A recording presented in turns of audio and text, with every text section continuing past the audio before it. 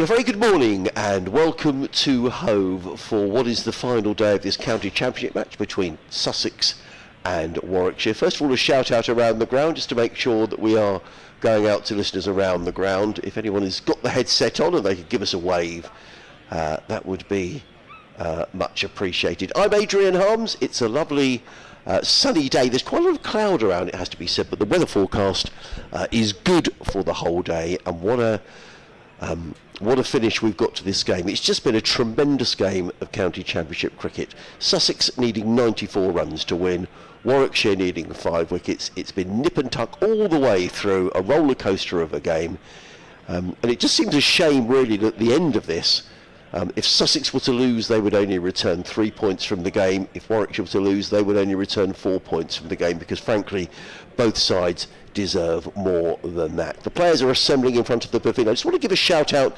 to the quiz that we run every home match here, and a number of questions. There are 10 questions. I'm going to very quickly read them out, and if you want the answers, they'll be available through the Sussex Museum, and I'll give their website out in a couple of moments' time. So first one, who in 2025 was reported as Warwickshire's club's reigning karaoke champion? Number 2, in recent seasons Warwickshire played almost all their matches in Birmingham and Edgbaston. Which Warwickshire city has hosted championship matches at 4 grounds within its boundaries? Third question, Brian Lara's 501 for Warwickshire off Durham at Edgbaston in 1994 took away a championship record previously held by a Sussex player. What player and what record? Question 4, Edgbaston, 130 years ago this year, Warwickshire sent down 264 5-ball overs in the course of trying to dismiss their opponents in a single innings. Who were their opponents? Question 5, Warwickshire have been official county champions 8 times, Sussex just 3. Which of the counties has been last most often? Number 6, which Warwickshire player declared bankrupt in 1887 was released from prison to play in his last championship match in 1895 for his benefit, whose funds were then used to clear his debts? How many quaifs have played championship cricket for Warwickshire and how many for Sussex? Question 8, only 3 players have scored a triple century and taken 9 wickets in innings in championship cricket matches. One of them played for Warwickshire. Who was he? Question 9, who was the longest serving Warwickshire player whose wickets taken in championship cricket exceeded by 625 his total runs scored? It's the largest such gap for any player for any county. And finally, how many players have Warwickshire fielded in championship cricket who have been clergymen during their lives? 2, 4 or 6? So they're the questions on Warwickshire put together by the Sussex Cricket Museum as the players make their way out to the middle. A very healthy round of applause, and quite a few people drifting in. It's free to come to Hove, so if you're sitting around Hove this morning thinking, don't know what to do, well, come to the cricket, because it won't cost you a penny to get in. It's a lovely sunny morning and you could see a very exciting finish to this county championship game. So the not-out batsman, Jack Leaning on 72, Tom Price on 28. This partnership worth 50 between these two. They came together when Sussex were 184 for 5, when John Simpson was LBW to Michael Booth for just 1. The standout innings for Sussex so far, Daniel Hughes made 83. But Jack Leaning, who's new to the county, this is only his 4th innings, it's his home debut, hadn't made runs in his previous 3 innings, really keen to make an impression here this week, and he's certainly done that. But he's at the non-strikers end. It's Tom Price, another debutant for Sussex, his home debut, made his debut last week against Leicestershire, signed from Gloucestershire. He is going to be facing Jordan Thompson, who's going to be running in from the C end of the ground. Up the hill, here we go. Could be a roller coaster as Thompson is in, over the wicket bowls, and Price plays firmly into the covers, and there owes no run. So first ball negotiated as far as Sussex are concerned. The field, a slip, backward point, almost backward point come gully, an orthodox point, cover mid-off, mid-on, mid-wicket, a deep square leg and a long leg right on the boundary. I would say actually that is a gully, slip and a gully is. In comes Thompson, in and bowls, Price is forward and punches into the offside. There is no run. I have to say, our first look at Tom Price in the first couple of matches this season, he looks like a very astute signing for Sussex. He made 43 at Leicester last week. in the first innings, 73 in the second.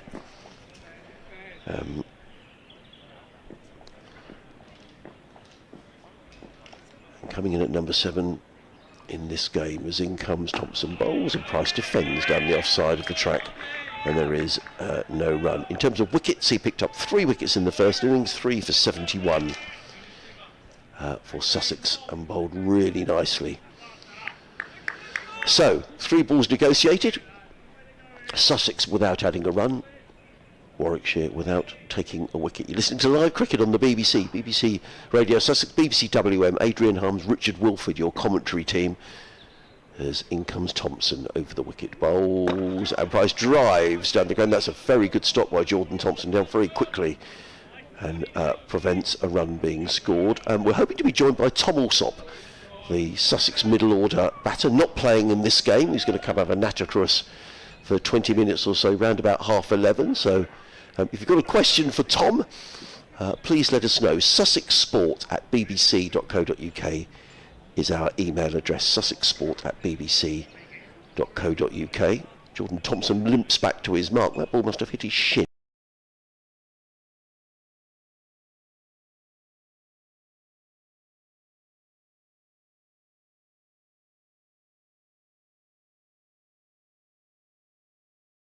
As in comes Thompson, bowls to Price, who plays onto the no run. Good tight cricket here from Warwickshire this morning. Tom Price having to play at pretty much every delivery. He's placed 57 deliveries for his 28 as Tom Price. Lots of encouragement from the Warwickshire field, and in fact they're now thinking about a change to the field. Jordan Thompson chatting away to Ed Barnard, his skipper. He's fielding at mid-on. Thompson wheels around in front of us. He's running up the hill, for those of you who don't know how. He's running up the slope.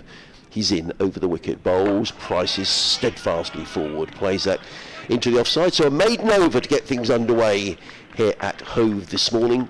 Jordan Thompson, very fine figures, 9 overs, 3 maidens. He's taken 1 for 23. Sussex having added to their overnight score. They're 234 for 5. Jack Leaning yet to face the ball this morning. He's on 72. Tom Price is on 28. The ground bathed in sunshine.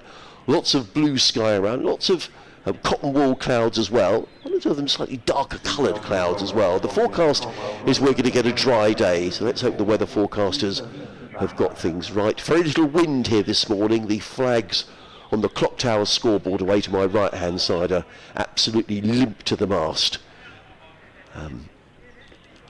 And it's going to be Ethan Bamber, who's picked up 2 wickets in innings already, 2 for 43 in his 12 overs. He's going to get things underway from the Cromwell Road end of the ground. He's coming in with 1 slip, a backward point, cover, extra cover mid-off. There's a mid-on, a mid-wicket, a deep mid-wicket in front of the Spenkama Pavilion, and a fine leg. As in comes Bamber down the hill, bowls to Leaning, who gets the first runs of the day for Sussex, clips that to deep mid-wicket, always deep square leg, and Leaning is on his way this morning. He goes to 73. Sussex needing 93 to win, 235 for 6. Richard Wilford from BBC WM is with me this morning. I think this could be a very tense couple of hours cricket, and I'm sure very exciting as well, Richard. Yeah, I think the first half hour will go a long way towards dictating how it's going to be. If Sussex see through that half hour, they will stay in the box seat. Bamber racing in, bowls, and Price is solidly forward, plays to the onside, and there is no run. What is interesting is just the pace of scoring. Yesterday evening, it slowed down for a very brisk start. Maiden over starting today, little single in this second over. It's whether Sussex get to the availability of the second new ball for Warwickshire, 50 from victory or 50 from victory. That could make a big difference as well. Bamber in again, bowls. Price clips this onto the onside and picks up his first run of the morning. He goes to 29, 236 for 5, 92 needed to win. A ripple of applause around the ground. Just very briefly elsewhere, we're keeping an eye on the other fixtures. We were talking yesterday about Leicestershire, who made 691 at the Oval, Surrey trailing by 171. We wondered whether maybe Leicestershire could get some early wickets. Well, they have. Surrey on 0-1 with Rory Burns bowled by Ian Holland. Keep an eye on that one. In comes Bamber, bowls, and leaning is beaten outside the off stump. Ethan Bamber has been threatening throughout the match. That was a good delivery. Leading, playing a miss, playing down the wrong line, beaten outside the off stump. It all thumps into the gloves of Kai Smith, and there is no run. Moral victory for Ethan Bamber. It is, and those are the sort of deliveries that the Bears need somebody to nick off if they're going to ramp up the pressure here. It's a beautiful delivery. Bamber again will be encouraged.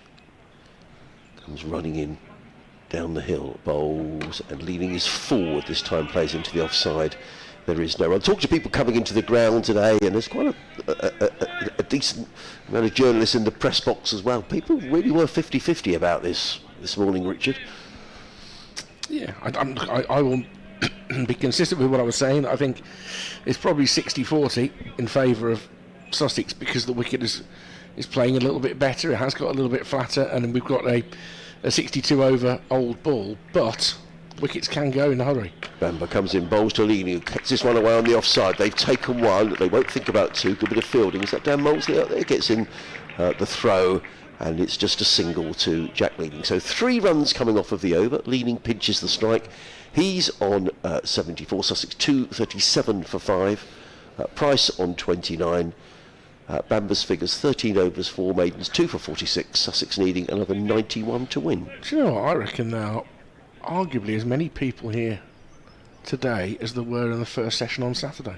I think Saturday was a little bit sparse. Yes, it was. No, it was. It was. Good crowds on Monday. Sorry, on the first day on Friday, and yesterday was a good crowd. Free admittance yesterday, and it was the Brighton Marathon yesterday, which may have dragged some people in as well. But there's a decent crowd for a fourth day. Free admission today, so hopefully they'll make some money on tea and coffee and things like that as Jordan Thompson begins his second over of the morning, and he's gone through his man there, and Leaning looks back at him. Well taken low down by Kai Smith. That's a beauty from Thompson, who had a good spell yesterday evening. I was thinking back to Jack Leaning's innings yesterday and looking back at his dismissal in the first innings, where he was walking into a defensive shot and nicks it through the second slip and looked very disgruntled, as he might do. And I think he's made a real conscious decision not to play that. I reckon he did that walking defence twice yesterday and then seriously berated himself each time. And that's a great example of an experienced pro learning from errors you're making. That one's gone through him as well and tucks him up. May have got a little nick onto the pad, but Thompson causing trouble. 2 successive deliveries there to Leaning. 2 former Yorkshiremen in terms of their county cricket. Leaning comes down to tamp the surface with his bat. He's bowled well, Jordan Thompson. He's a very wholehearted cricketer. Always thought that when he was playing up at Yorkshire. Encouragement is great for the visitors. What they need is a breakthrough. Thompson into Leaning again, pushes it out into the covers. They've got several fielders covering that same position on the short boundary side. Doesn't penetrate the field. It remains 237 for 5. You made a very good point yesterday, Richard. We were speculating, because Sussex set off at a rate of knots about 5 and over, that the new ball probably wouldn't come into play in this, but increasingly, it could well do. Yeah, and I think that's the reason that it's Thompson with Bamber, is that in terms of economy, Thompson, Bamber and Barnard have been the best. They're the ones that tightened things down yesterday evening. It's a short ball though, and it's going to be pulled out towards the mid-wicket fielder Mosley for a single. Leaning helps himself to his 75th run. 238 for 5. Didn't quite get all of that, did he, Jack Leaning? Sounded a bit tinny, but every run...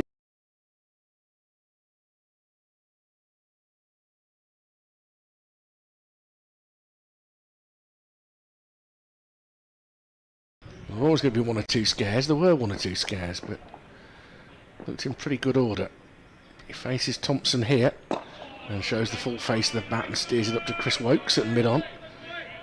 Temperature a little bit higher today. The breeze has gone almost altogether. The 2 flags pretty much listless on their poles by the main scoreboard. Couple of messages in on Sussex Sport at bbc.co.uk. John Malone is listening on top of the South Stand today, listening via his headset. Good morning to you, John. Looking forward to how much cricket we get today. Price awaits. Thompson in, and he tries to place that through the covers, and it's very well fielded. And that's Booth in there who makes the stop. 238 for 5 at the end of the over. 90 more to win for Sussex. Still, Warwickshire need 5 wickets. But steady going, just 4 runs from the first 3 overs of the day. The new ball is 16 overs away. Well, I would think it's a very good chance it's going to come into play. But then the big question is how many runs are still needed. Yes, that's quite right. Bob Pook in Hastings has been in touch. Good morning, Bob. He said, looking forward to this morning's play. It could go either way, but irrespective of the outcome, it's been a fascinating game to watch. Unlike that at the Oval, where perhaps someone has stolen the Duke's balls and they're using leftover kookaburras from last year. I mean, interesting there, Bob, because sorry, I've lost a wicket this morning as Ethan Bamber is to come down the hill from the Cromwell Road end in and bowls to Leaning, who places firmly into the offside. Runs here for Sussex. There should be at least a couple of runs. Jack Leaning punching that one away through the covers.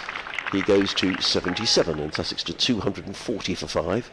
Runs required 88. He says thank you to Richard and Nicky for your entertaining commentary throughout, especially when you get onto the subjects of cakes, biscuits, Ed Barnard and Brenda, who's sitting over in the pavilion today, Sussex's #1 fan. We met Brenda on the way back round to the Dime to me, didn't we? Yeah, she's lovely. She was in very good spirits. Yeah, she's always very excited, Brenda, and loves her cricket.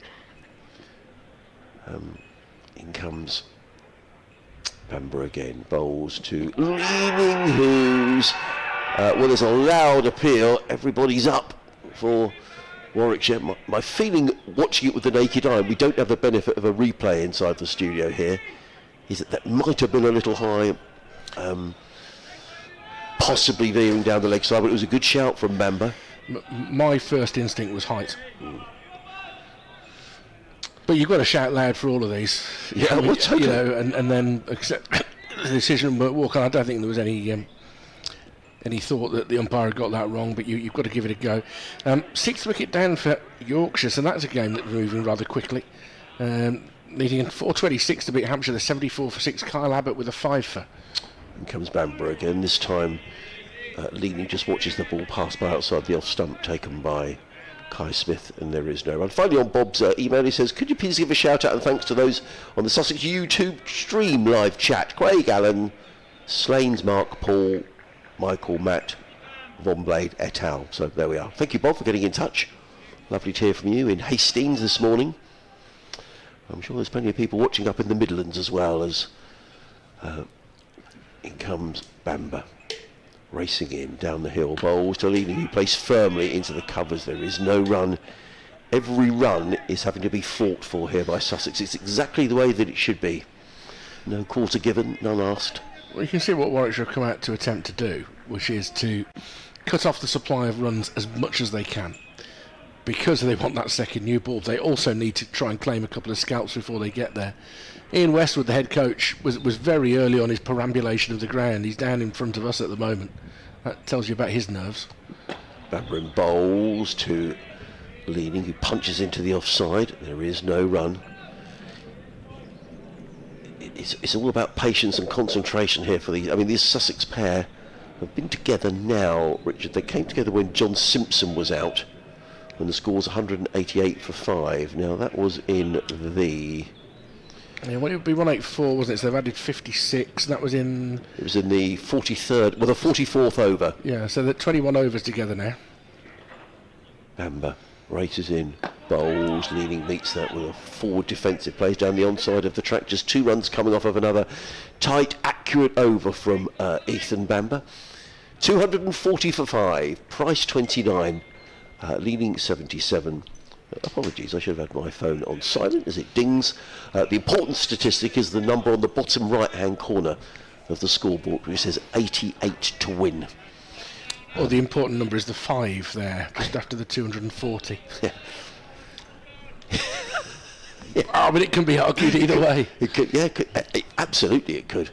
I thought it was a microwave, that ping. Then I thought you'd... Sorry about that. Thought you prepared us a treat. Here's Thompson to continue his third over of the morning. And towards Price, who's cutting this through the offside for 4. It's just dropped a little bit short, and he's put his hands through that very quickly. The fielder actually got quite close to cutting it off, but it was always going to get there. 244 for 5, 84 now required by the home side. Jordan Thompson slaps his hands together in frustration, chides himself, because that's not the job that he's trying to do at the moment. He's been going prior to that delivery for less than 2.5 and over. Price hitting the ground firmly and clips the ball towards the mid-wicket. That's a good diving stop there from the tall man Bo Webster. Anything less than 6'7", you probably weren't reaching that. Picks himself up in instalments, Webster. Well, that probably saved a couple. Also led to Price scrambling back just in case there was a strong throw. It was a roll in the end. It wasn't going to get to the stumps too quickly. Thompson working very, very hard on a 65 over old ball to try and get some shine on it. And then once more to Price, who does clip this through mid-wicket. Dan Mosley with quite a tight angle will keep them down to 1.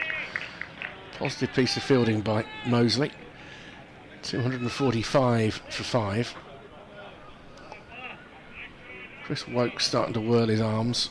Plan B may come into play sooner rather than later, as we've been joined by listeners to Sports Extra. Welcome to Hove on this final morning, and probably the final session, you would think, of this game.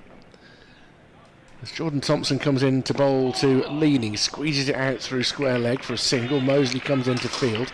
So Sussex with a target of 328. Resumed this morning on 234 for 5. And they've added 12 runs, not entirely without incident. There's been a couple of moments of playing and missing. You would expect that. It's been a very competitive surface all week. Paul Farbrace was saying what a good surface he thinks it had been for Championship cricket last night when I was catching up with him. Give him well during his time up at Edgbaston. And he was hedging his bets as to who was going to win. As Price dabs the ball down to point, and there'll be no run. But so far the morning, Adrian, couldn't have gone too much better for Sussex. No wickets lost, few runs on the board. Keep going. Yeah, 12 runs nearer, Richard, to victory, which would be Sussex's second of the season, having won at Leicestershire last week. I still think there's a few twists and turns in this, Richard. New ball, we say, could come into it. It's a good point you make as to how many Sussex might need if it gets to the new ball, but that's now 14 overs away at the end of this over. If there's still only 5 wickets down, I think it might become a moot point by then. Thompson in, that's well outside off stump. He wasn't even trying to tempt Price into a shot there. And it goes through to the wicket-keeper. 246 for 6, so 12 runs from the 5 overs. Little gentle breeze now is getting up from the sea. I'll tell you what, we just have a change in the commentary box for 20 minutes. Tom Alsop, Sussex middle order batter, is come to have a natter with us for 20 minutes. He can give us an insight as to what's going on in the Sussex dressing room and what he's been up to during the winter months, as Ethan Bamber carries on from the Cromwell Road end of the ground. He's going to be coming in with just the one slip in place and makes his way in down the hill to bowl to the right-handed Jack Leading. He's in and bowls, and Leading is beaten outside the off stump. In fact, it goes all the way through. That's going to be 4 byes. Well, I don't know whether Kai Smith didn't pick that up, but Jack Leading was beaten, and it's beaten Kai Smith as well, and they are 4 welcome runs for Sussex. Tom Alsop joins me. Good to see you, Tom. Yeah, good to see you, Hamzy. Thanks for having me. Well, pleasure. Thank you for coming on. I mean, very strange there. I mean, Jack Leading beaten, and it goes past everybody. Yeah, it looked like a nice delivery, that, from Ethan. I could only presume Kai, maybe a bit of wobble. It's not always easy keeping, looking up the hill. Sometimes a bit of a glare off the side screen and stuff, so given the benefit of doubt, Interesting that you call him Ethan. Is that because you guys all know each other, or? Oh, pretty much these days. I think you play against everyone enough to be on first name basis, maybe. Yeah. Well, he's bowled very well in this match as Ethan Bamber, formerly of Middlesex, now at Warwickshire, comes in and bowls to Leaning plays and thumps it into the offside, and there is no run. How do you see this panning out, Tom? Because it's been a game of cricket that's seesawed one way and the other, and to me it feels that this isn't quite all over yet. It has. Yeah, I'd certainly agree with you. I think there is maybe one or two twists left. Usually is in a championship game. However, it's been just 4 days of great cricket, hasn't it, really? Like you say, it's seesawed. But, I mean, at the moment, I'd say Sussex firmly favourites at the moment. Bamber comes in, bowls to Leaning, who defends out into the offside, and there is no run. That's good of you to come and join us on commentary, but you're not playing this week, Tom. Not selected for this. I wouldn't imagine you're the sort of guy who sort of goes and bangs on Paul Farbrace's door and says, "Why aren't I playing?" and hands in a transfer request or something. I mean, how do you take it when you're left out of a game? Oh, it's obviously disappointing, but you're still very part of the club. You still want guys to do well. In comes Bamber, bowls, Leaning is forward, plays out into the offside, there is no run. And it's part and parcel of the job, really. Professional sport can be quite cutthroat at times, everyone knows that, and it's just a case of trying to go back and do your thing and do it well, and then hopefully press for a case if an opportunity comes. So just a case, and I guess is there a practice game down here this week, Tom? That's right, there's a twos fixture against Nottingham starting Wednesday, I think. In comes Bamber again, over the wicket, bowls, Leaning is forward, plays onto the onside, and there is no run. You'll be playing in that? I will. It'd be nice. I think there's two ways of looking at it. Like you say, you can sulk and whatnot, or you can just crack on, get your head down. Use the opportunity to get better. I think it's well documented that first team championship cricket comes thick and fast, so you don't always get time to work on your game or a bit of a break. So that's certainly the way I'm trying to look at it.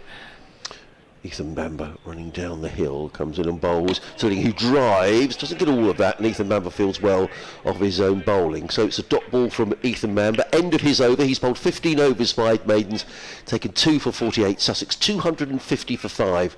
Jack Leaning on 78. Tom Price on 34. The important number on the scoreboard for Sussex is the 78 in the bottom right-hand corner of the scoreboard. 78 needed to win. Warwickshire needing 5 wickets. It's been a difficult winter for Sussex, Tom. I mean, how have you found it? Because it's it impacts on you guys. Yeah, it does. I think it's been well documented, and us as a group, I think it's been talked about. It's almost galvanised us, really. There's a real close-knit group of chaps up in that changing room. And everyone does really care for each other. So it's almost brought the group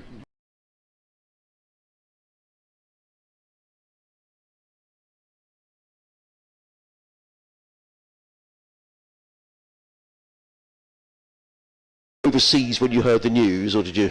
Yeah, and it was a bit of a shock. I think, like everyone, really. It wasn't a known thing within the squad, and we kind of found out just as everyone else was, I imagine. So yeah, it was a bit of a shock. And comes Booth running in from the end of the ground up the hill, comes in and bowls to Price, who defends out into the offside, and there is no one. But interestingly, I sort of got that feeling, Tom, around press day, that everyone was kind of, do you know what, this isn't our doing, and let's be honest, it could be the last season that all this group play together as well. Yeah, it is. And that's the reality of it, and I think that's one of the real strong strengths of our squad, is that we are very realistic and rational. Booth runs away from us, in and bowls, and forward comes Price, plays down the onside of the track again, no run. And I think that's, again, like one of our strengths is being fairly objective and rational, and not getting too far ahead, not getting too low, and that's the reality of the situation of it. And like I say, we can't change that. All we can do is try and look after our stuff on the pitch, and we seem to be doing that really well at the moment. It's the voice of Tom Alsop here on 5 Sports Extra, BBC Radio Sussex and BBC WM, as in comes Michael Booth running in over the wicket, bowls, and up on his toes is Price, and steers that into the offside, and there is no run. 4 balls gone in the over, maiden over so far. You mentioned Brisbane there, Yeah. Tom, which is a lovely place to go for the winter. So you were playing. It's the Brisbane Heat, is that right? That was right. Yeah, I was there. I was back there again, my second year. I'm not sure your listeners want to listen to it. There's Red Bull cricket, Armsy, but I want to hear what you're up to. yes, it was my second year back at the Big Bash. Unfortunately, didn't play as many games this year due to a knee niggle. In comes Booth, racing in up the hill, bowls and defended by Price in front of him. Again, there is no run. Yeah, I had a knee niggle, unfortunately, and I had to have a few injections while I was out there into it and stuff. And the nature of those tournaments, they're quite thick and fast, and ended up not playing as many. I think I only managed to play 2 games this year, but nonetheless, it was a great experience to be back there again with the same squad. And yeah. And were you out there during the Ashes? I was. That could have been a bit embarrassing as an Englishman. I was. I kept my head down for most of it, yes. In comes Booth and bowls, and Price plays it onto the onside. He's going to pick up a single. Every run being cheered to the rafters here by the Sussex supporters. 251 for 5 at the end of that over from Michael Booth, who's bowled 9 overs, no maidens, 2 for 40. Sussex 251 for 5, leading on 78. Tom Price on his home debut, 35. I don't want Jack leading on his home debut as well. Sussex needing 77 to win. They're sort of inching towards the target, Tom. Yeah, they certainly are, and I think, if we can reduce the deficit by 10, 20 more before this new ball comes around, it'll make our lives a lot easier. But certainly Sussex in the box seat at the moment. Got a couple of questions that listeners have sent in for you, Tom, Okay. which I'll put to you in a minute. We've got Ethan Bamber's going to carry on from the C end of the ground. No, he's not. He's from the Cromwell Road, and get it right. Comes in over the wicket, bowls and leading defends out into the offside. Just before we come to those questions, I mean, what sort of issues would Jack Leaning be facing here from Ethan Bamber? I think it's just attritional cricket, really. Ethan's cricketed, he doesn't really miss that often, so it's a patience game. You're just going to have to try and wear him down, and it might be a case of just getting through his overs. And with Booth's pace down the other end, or even though Booth can be equally as accurate, but he may tend to give you 1 or 2 more loose balls than Ethan would. Bamber in again, bowls and Leaning plays firmly. Now, could this be the first boundary? I don't think it's going to get to the boundary. There's going to be a couple of runs for Jack Leaning. They're running hard. They're looking for the third. I don't think there's a third there. That's a good piece of fielding as the throw comes in. Leaning goes to 78 and Sussex needing 75 to win. And what's the feeling around on the pitch? Because sitting up here, it's looked to be a very good 4-day pitch for Championship cricket, Tom. Yeah, I think it took everyone by surprise. I think on day one when we lost the toss, it did look really, really flat. And the guys were, be honest, they thought they'd be in the field for quite a long time. And the ball obviously has done a bit more than everyone probably would have thought. So I think, it's been a good pitch. You get your reward for your shots if the bowlers miss, and equally the bowlers there's a bit of assistance there. Bamber races in, bowls against Lee, who drives firmly to short extra cover, and there is no run. So I'll read some of these questions. First one's from Rowan. He says, question for Tom, how does it feel when you're switching from franchises in T20 back to Sussex? I imagine there's a mixture of excitement of playing in franchises and the value of having a county you can feel part of for a big part of the year. Thanks for the coverage, and indeed players like Tom for coming into the commentary box. So people love to hear from players, so thank you, Tom. Yeah, it's a good question. It's very different. I think franchise cricket is well documented, playing bright lights, big crowds as Ethan comes back down the hill. Over the wicket, bowls, and Price plays onto the... Was it Price? Yes, it was. Tom Price plays onto the onside. There is no run. But it's very different, and I think that's one of the strengths of maybe the English game is that, well, I'd certainly don't forget where you kind of come from, and Sussex has been really, really good to me. And this is what you grew up wanting to play: first-class cricket, county cricket, and almost franchise cricket is a bit of a bonus. And very different, but equally as exciting. And comes Bamber again, coming into bowl to Price. He's in and bowls. Price drives firmly to mid-on, and there is no run. What's it like when you walk in? Because I guess when you arrive in Brisbane, lovely city, but I guess you don't know some of these guys. Tom, is it a bit odd walking into a dressing room like that? Yeah, it is. It can be quite intimidating. I guess, especially the first time. I guess as you do it more, you get used to it. But I guess at the end of the day, they're employing you there to do a job, and that's kind of how you've got to look at it. Equally, but no doubt, if you walk into a nice environment, like everyone knows, and you work, you feel part of it and welcome. It certainly helps. In comes Bamber again. Bowles, he sits on the pad. There, my feeling was that was a bit high, Tom. I don't know what you felt about that. High and maybe going down from this angle, but we are a bit skewed. Craig in Mile Oak has been in touch. He says, good morning, Adrian. Sitting here, an absolute bag of nerves, hoping for a Sussex win, but win or lose, what an absolutely marvellous weekend of cricket served up by both teams. I mean, clearly, I have to be my impartiality hat on with the BBC, but clearly, I'm going to say it now, I'd like Sussex to win. I mean, what a bonus this would be for the club as well, Tom, with everything that's happened. Yeah, no, definitely. And I think credit to the players, credit to Fabian and the staff. This has been, but it's also not foreign. You know, we sit there and this is what we expect of ourselves. This is what we want to do: win games cricket in Division 1. In comes Booth, comes in and bowls to leaning. It was in the air. You probably heard the cry of catch. I think that's Bo Webster who's in there at shortish mid wicket, who's a big tall fella. It's a long way to get down for him. It was just in the air. So there's a question here, Tom. Now I'm presuming this is correct. I'm taking this question at face value. So he says, Mr. Alsop, you were educated in the state sector, is that right? Yes, that's right. Yeah. Right. Yeah. Okay. Yeah. So you know, just wondering how difficult that is to come through the state sector into professional cricket. As in comes Booth over the wicket and bowls, and forward comes leaning, plays to mid on. There is no run. Yeah, I think it's well known the challenges of state school cricket. We certainly don't have the facilities of some of these brilliant private schools. But I guess the flip side of that is that I fully was involved in men's club cricket growing up, and I certainly think that's stronger cricket, certainly on the weekends and stuff like that. Obviously, private school, you get the facilities throughout the week and the one-to-one time and etc. In comes Booth and bowls, clipped away down to fine leg. That could be the first boundary of the day. Clipped away nicely by Jack Leaning. That's racing away for 4 runs. Leaning goes to 82. Sussex to 257 for 5, needing 71 to win. Yeah, he's played really well, Jack, and I think there's been a huge, not relief, but I mean, I guess if you chuff with this in terms of joining a new club, you'd like to put a score on the board early, and he's done that. I wondered that when he came out to bat, actually, because he had 3 low scores, and I guess you're keen to prove to the lads in the dressing room, yeah, I can play. Yeah, sure. I mean, as Booth comes up. Comes in and bowls, and driven by Leaning, and that could be back-to-back boundaries. Indeed he does. Lovely shot by Jack Leaning. Slightly over-pitching was Michael Booth, and he's absolutely hammered that ball away through extra cover for 4 runs. Lovely shot by Jack Leaning. He goes to 86 within sight.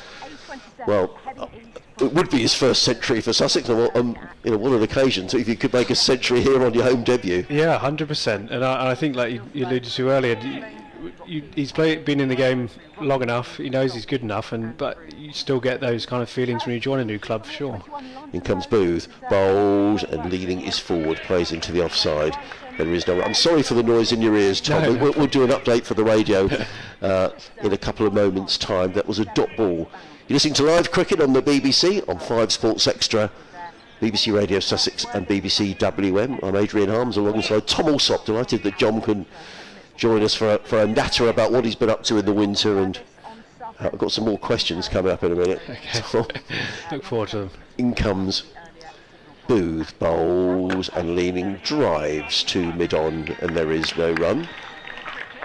End of Michael Booth's over, an expensive over, in that he conceded 2 boundaries. He now bowled 10 overs, no maidens, taken 2 for 48. Warwickshire and Adrian Harms. Hello, he's away for this game. Hello, Adrian. Morning. Yes, hi, lovely morning here at Hove, and Sussex are inching their way to what would be their second victory of the County Championship season. They're 281 for 5, Jack Leaning on 86, Tom Price on 37, both of these batters making their home debuts in this match after moves during the winter. What it does mean is that Sussex need another 67 runs to win this game, Warwickshire needing 5 wickets. Meanwhile, at the Oval, Surrey have lost an early wicket against Leicestershire. They're 23 for 1. Rory Burns out for a duck. Surrey still trailing Leicestershire by 148. Great, lovely, Adrian. Catch up with you in a bit. There we go, Adrian Harms. So we are. We can natter away now, Tom. Yes. Just change of bowling. Chris Wokes coming into the attack as a replacement for Ethan Bamber. What sort of problems might Chris Wokes pose here, Tom? Well, I think he brings with him that wealth of experience of international cricket, and I think similar job really to Ethan, just trying to nag away at off stump, boring length, and again where the Sussex bat is down. Wokes running in down the hill, comes in and bowls to... Oh, he said, oh, that looks out.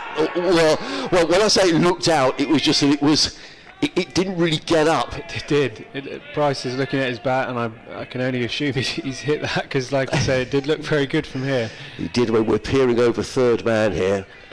It was just one of those, and sometimes when you comment, you think, oh, crumbs, that looks close. And it did seem to keep a little low.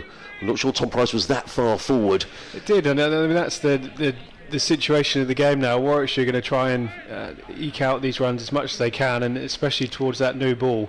If they can give themselves a big enough target with that new ball, that's their aim at the moment. Wokes in again over the wicket, bowls forward, comes Price, plays out into the offside. Interesting you mentioned that, Tom, because we were talking about it yesterday, and initially when Daniel Hughes was playing, was batting with Jack Leaning, Sussex was scoring at nearly 5 and over, and we said in commentary, the new ball won't come into play, but do you know, it might just now. It might, and I think that's the predicament Warwickshire are in at the moment with the bowlers, is you're still looking to take wickets, but also trying to contain and rotate enough bowlers, so if they do, and as when they get to the new ball, they'll be fresh to give it a good go. Wokes turns and runs in down the hill again. He's in and bowls to Price, who's forward defensively, plays into the covers. There is no run. So here are some questions for you, Tom. These are from John. John, thanks for getting in touch. Sussex Sport at bbc.co.uk. He says, as a batter, where in the order do you prefer batting? Oh, it's a good question. I think for me, in red ball cricket, it's certainly 3. That's where I've kind of batted for a while. I like the top order. Especially in red ball cricket, and then in the white ball stuff, I see myself as a bit more of a finisher role, so 5-6. In comes Wokes, bowls, Price forward defensively, plays out into the offside. This is perhaps a tricky question, but you're a modest sort of chap. What does he see as your batting strengths? Oh, that's a good question. In red ball cricket, I think I can bat more traditionally as such. I think I don't mind soaking up a bit of pressure and batting time and trying to set my stall out to bat long periods of time. I think we've got a lot of nice stroke makers in Sussex, a bit of dashes, so I try and be that bit of glue. In comes Wokes and bowls. Forward comes Price, plays defensively to mid-off, and there is no run. I'm not sure if they're listening up in the dressing room to this next question. He says, who do you most enjoy batting with? Oh, that's a good question. Again, I've said that a lot this morning. I think I've enjoyed batting with James Coles a lot. He's brilliant. He's very we have some nice conversations, and he's also nice to watch from the other end. Well, that's for sure. In comes Wokes, bowls to Price, who drives down the ground to mid-on. There is no run. Maiden over from Chris Wokes, drawing on all of his experience. 13 overs, 2 maidens, 0 for 52. Sussex 261 for 5. Leaning on 86. Price is on 37. Sussex needing another 67 to win here on 5 Sports Extra. BBC Radio Sussex, BBC WFM. Adrian Harms in conversation with Tom Alsop. Great to see Tom here in the commentary box. Actually, interesting you say James Coles, because I remember that partnership you two put together down at Cheltenham last year in the T20, when Sussex, to be honest, looked out of it, and you two saw Sussex over the line. Yeah, I think I'm not sure what our red ball record is like, but certainly in the white ball we've enjoyed some fruitful partnerships, and we just seem to complement each other, get on really well as Booth comes up the hill. Comes in, bowls, and played by Leaning to backward point, and there is no run. I'm not going to... In fact, he doesn't ask this question. He says, who do you least like batting with? No, he doesn't really ask that question. Least like batting with? Somebody's going to run you out. Well, I tell you what, I mean, I'm not so sure here, but I can remember from my Hampshire days, which probably we shouldn't talk about as Sussex, but I remember batting with James Vince at times, and he did make you feel very insignificant at times when he was bashing cover drives on the up through the covers. In comes Booth and bowls, let go outside the off stump by Jack leading through to keeper Smith. There is no run. Talk about keepers. You do keep a bit. Tom, is that something you'd like to do more of, or? I think certainly more. Well, it's certainly a white ball skill. I think red ball. My days of keeping in red ball cricket is probably behind me. But it's also a way, I guess, of offering another skill set to a team. So it's certainly something I can do. In comes Booth. Bowls up on his toes. Is leaning. Plays it. That's a misfield. I took my eyes off the ball then. So a misfield. I haven't seen too many of those, and no excuses with the outfield at Hove. It could be just a sign of again nerves and pressure. That's what it does, and when the game's on the line like this. Leaning goes to 87. Sussex to within 66 of victory. Did you start life as a keeper come batsman, or did you? How did that work, Tom? It was a batter first and foremost. In comes Booth over the wicket. Bowls to Price, who defends stoutly, solidly to mid-off. There is no run. Yeah, it was always batting first, and then during my days in the Hampshire Academy, we didn't really have a keeper as such, and I worked with Bobby Parks, who here, and we caught some balls, and it seemed to go in all right, and Bobby advised that it might be a good thing to do. So yeah, that's where it started. Booth wanders back to his mark, still just the one slip in place. 3 men saving off on the offside, 2 on the on, as in comes Booth over the wicket. Bowls, and Price with that steady forward defensive just plays the ball out into the offside, and there is no run. And how tough is that when you're coming through an academy, Tom? Because you've set your stall out. You want to be is that what you always wanted to be, a professional cricketer, or did it just kind of happen? Or yeah, it certainly was. Just all I wanted to do, really. I remember probably not spending too much time at sixth form and spending most of my time on the M27 down to Hampshire to try and train as and when I could. And comes Booth and bowls. Price drives down the ground to mid-off. No run. Good, tight, accurate over again from Michael Booth. He has bowled 11 overs, no maidens, 2 for 49. Sussex 2, 62 for 5, still needing 66 to win. But it's certainly hard. I mean, it was laid out before us. I can't remember the statistics of it, but you were told early that the chances of making it as a professional was very, very slim, and then even then making it into a longish career was even slimmer. So, but that didn't deter me. So yeah. So does that sort of thing make you more determined? I think so, and I think it's also one of those things you just can't get too caught up in. I guess you play the game because you love it, and that's the main focus. Chris Wokes is coming in from the Cromwell Road end, coming into bowl to Jack Leaning, 87 not out. He's in on bowls. Leaning's beaten outside the off stump. That's a good delivery from Chris Wokes. It is. It seems to be doing more down the hill than it does up. Is that unusual, Tom, for this ground, or? It's good. I'm not really too sure, to be honest. I haven't seen. I mean, you obviously up the hill usually you get the lowness of the bounce, and down the hill seems to be fairly true. But it seems this morning that the balls that have misbehaved, if you could say that, have been all down the hill.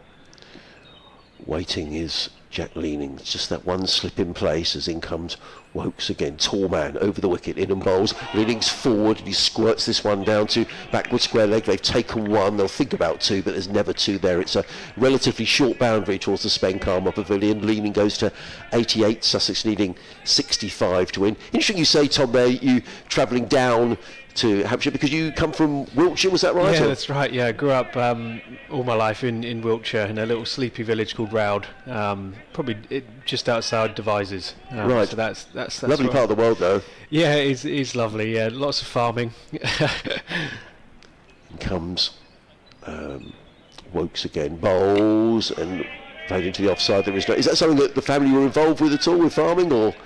No. My mother is she's semi-retired now, but she was head of intensive care unit at Bath Hospital, and my dad is an editor by trade. I think he writes on the water industry. So that's interesting. Pretty at the moment. boring stuff. Yeah. Well, wasting rivers and that sort of thing. I'm sure it's very interesting. That's true. I think when we were growing up, I guess that wasn't the thing to be talked about at that time. Wokes In again, over the wicket, bowls, hammered away. Thompson, well fielded as well, good cricket all round. A nice looking shot by Tom Price, fielded in the covers, but it's just a single on this occasion. Tom Price goes to 37, and Sussex within 65 of victory. But also, and I know, Tom, I've probably asked you this before, but they probably haven't heard it on the stream, that you were a decent hockey player as well. Yes, I was up to a certain age. I guess definitely not nowadays. But yeah, I played as Wokes comes down the hill. He does, comes in and bowls to Leading, who's forward, plays into the offside, no run. Yeah, I played my hockey at Bath. Bath Buccaneers was the team that we were called, and I played in National League West or South, I want to say, and I managed to get a few youth international caps in the England under 16s and under 18s. Wow. So yeah. Well, you must be, you're a very modest guy, Tom, but I mean that's some achievement. Yeah, I guess again at that age where you just love playing sport and throw your hand at anything, and it was cricket and hockey for me, which complement each other as a summer and winter sports. In comes Wokes and bowls. Leading turns this down to deep square leg, picks up another single. Does Jack Leading? He goes to 89 at the end of the over. There we go, 89. Sussex needing another 63. Do the two sports go hand in glove? Yeah, I'd say so, definitely. The hand-eye coordination required in hockey and cricket, I think, complements each other well, and I think it's well known that I think with hockey, with the sweeps and stuff, it certainly helps your batting when it comes to reverse and conventional sweeps, yeah. And I did hear talking about other sports as well, that when you were because your T20 cricket's been terrific over the last couple of years. Is it right that you were involved with some sort of baseball club locally? Yeah, a little bit. I did one summer, I think it was 2 years ago. I just at Brighton Baseball Club, and I was just curious about the way that they set up to power hit. I guess that that it's not like cricket where they're looking for singles or things like that. Their sole purpose, I guess, as batters is to try and hit that home run. So every pitch, I guess, they're loading up to try and hit out of the ground.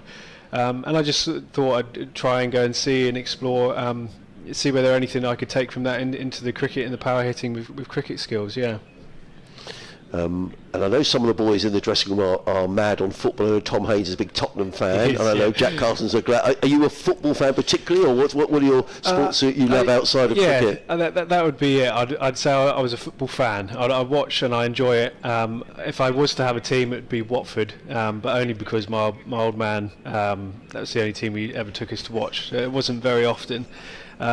But I couldn't tell you who's managing them, even though I know that they go through managers. They change all that every week. Or any of their players. But I'm a football fan. I do enjoy watching it, and at the moment have thoroughly enjoyed giving Haynes a bit of stick for Spurs. Yeah. Well, we'll do one more over, Tom, and then I'll bring Richard back in. What do you do to relax away from the game, Tom? Me and my wife have a Dalmatian. I saw that. I was going to ask you. Yeah, and I just love being in the countryside. Love going on long walks with him, and it's just one of the best things to take your mind off anything really. I think we can learn a bit from dogs. They certainly just stay in the moment, and then just enjoy themselves. Yeah, I've got a couple of dogs, Tom. I absolutely love it. You're not missing any cricket because we've got a short leg going in place and all sorts of protective equipment going on. And so, do you live in the area in the cricket season, or do you? Yeah, I live in Hove, but we obviously go up the dyke as Booth comes in. Over the wicket, comes in and bowls. Short. Oh, well, that was curious, wasn't it? Low, short. It did keep low, and Jack Leading, who's played very straight. I mean, he looked to me like he played across the line a bit there as well, Tom. Yeah, I mean, I'm surprised Warwickshire haven't gone to this tactic a bit earlier, but I guess the only thing that prevented them from that is with the short ball plan can come a bit of leaking of runs. But Booth's now probably give it one last go. Yeah, so just to pick up on Tom's point, there are 3 men sat back on the leg side. There are 2 men saving one and a short leg, so 6 fielders on this leg side. As in comes Booth and bowls, short sails over the head or shoulder of Jack Leading. There is no run. And the third man there always is like a long stop, Tom. Yeah, that's right. Yeah, is there a reason for that, or? I'm presuming. Well, they've got third man for the uppercut. You just don't know in these situations. As a batter, you've got to have a clear plan whether you're going to take it on or try and avoid it. And some people opt to go offside with taking it on, so they're just covering that. Booth in again, bowls again down the leg side. Leading has nothing to do with it. What's going to be going on the Sussex balcony now? Are the lads watching? Are they not watching? What? Yeah, they'll be watching for sure. If not directly, they'll be checking their phones if they're lying down in the change room. But I mean, at the moment, touch wood, it's all gone as planned. Hopefully. Alan's been in touch. Alan Hansen, I'm sure it's not the Alan Hansen. He says Sussex in a great position here. I was watching the marathon yesterday, chasing my. I'll read it out in a minute. Just wake off as Booth comes in and bowls. Short, pulled away. That's 4 runs. That's a good shot by Jack Leading. He'd just been waiting for that, and he's pulled it away past Bo Webster at a wideish mid-wicket. 4 more runs to Leading. He goes to 93. Sussex to 269 for 5 run required, down to 59. That kind of got what it deserved, Tom, really. It did, and it just shows that Jack's frame of mind is looking still to score, which I think is the right mindset to have, certainly. Booth in again. He just waits for a minute, and Jack Leading wasn't ready now. I don't know if there's some movement behind the bowler's arm, or maybe there was a bit of chatter. Do you get much chatter in county cricket, Tom? Yeah, we do. Although we're reminded or told anyway by coaches and stuff, certainly not as much as maybe back in their day. They say it's kind of gone soft, but you still do get. You just have to cut that out your mind, I guess. That's right. And comes Booth again over the wicket. Bowls Leading. Oh, crumbs! There was some extra lift there, and that went through to Kai Smith. He sort of rocked his head back as he took the ball. Yeah, difficult situation to be as a keeper here, I think, because as we've seen, some balls have died, some balls have gone through quite quickly. So you kind of putting yourself in no man's land, and you'd certainly rather be closer than to take the chance than to be too far back and potentially miss out on the catch. Booth, final ball of the over. He's coming running into bowl. The flag's fluttering away on the clock tower scoreboard. He's in and bowls and sails again over the head of Tom Price. So there we are. Jack Leading run. End of the over, 289 for 5. Tom, thanks for coming and seeing us today. It's been really good. Will you come and see us again? Yeah, certainly. Yeah, I've enjoyed it. Yeah, as long as you have me. Oh, definitely. Well, it's been great to see you. That's Tom Alsop, who's a Sussex player. Good luck for the rest of the season, by the way. Thank you very much. Thank you. Great to see Tom, who's joining us here on commentary here at Hove. Sussex 289 for 5. Price on 38. Jack Leading within 7 of a century on his home debut for Sussex. Tom Alsop, thanks very much indeed. Oh, Tom, where are you going to go and watch now? Are you going to go up on the balcony? Tom Alsop, brilliant. Thanks for joining us here on BBC Radio, Sussex 5 Live Sports Extra. What a lovely guy, Richard. And the dog likes to watch from the pavilion. Yeah. No, but yeah. So it hasn't happened for Warwickshire this morning. They probably needed to have knocked a wicket or 2 over by now. Looks like somebody might need some treatment. There's an interruption right now. Yes, there is. So who's that? Is that who's troubled? Is it Jack Leading or Chris Wokes? Is put his sweater back on. That's interesting. Now the Warwickshire players are going into a huddle. The Sussex players are just walking towards. What's interesting, isn't it? I must admit, I was sort of saying goodbye to Tom Alsop. And Kai Smith has got a problem. Kai Smith has got a problem, I think. Okay. So do you think perhaps that delivery that he took that sort of reared up a little bit? Yeah, he might have caught one on a finger end. So Warwickshire physio, long-serving physio, Gerhard Mostert, comes out. I was chatting to him when we were interrupted by Rob Yates coming to do his interview yesterday evening. But Mozzie, who came to do the physio at Warwickshire for, he reckoned 1 or 2 years. He's a South African. His love is rugby. He really wants to work in rugby. But I'll come and do this for 1 or 2 years, he said. He's been about 25 now. He's had kids be born and grow up and go to university and all sorts whilst fulfilling this role. He's a good guy. So he's looking after Kai Smith. It looks like he's going to be okay. 6 overs away from the new ball, but if Sussex are still 5 wickets down, they wouldn't be as fearful of that. You know, if it's down to about 40 to win by them, which is sort of on the average of what we've been seeing so far today, will be about where they'll get to. Scoring under 3 and over today, but it hasn't been important, the run rate. They've looked pretty solid. There's been the odd delivery, most notably Chris Woke's first delivery, which may have required a little nick onto the pad to survive. Certainly the reaction of the Warwickshire fielders suggested that they probably knew that wasn't out, but it was a good ball. But they've just done so well. Price and Leaning, since they came together, really haven't blown their lines at any point, have they? 85 they've added. It was always going to take two significant partnerships, and now Sussex have had two significant partnerships. So Chris Wokes eventually will come down the hill to deliver the first ball of the 75th over. Just adjusting the position of Bo Webster slightly straighter at short mid-wicket. Rob Yates the only slip. As Wokes is in, just back of a length, left alone by Price. I have a feeling this is well. Another 60 runs to win. I mean, this could go on beyond lunch, you know, Richard. There is the risk that it's a go on beyond lunch.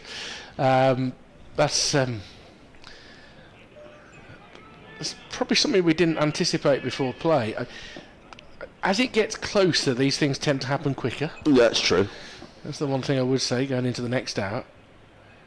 As Wokes approaches once more, and this is down the leg side, and it's fumbled by Smith. I don't think there's any contact with the bat. I think it might have come off the pads of Price down the leg side.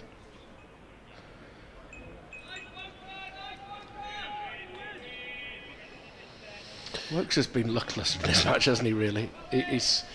I know he's bowled quite a few 4 balls to the short boundary, you know, particularly bowling from the far end to left-handers who were driving through covers and that sort of thing, but he's also produced some really good deliveries on another day that have produced the goods.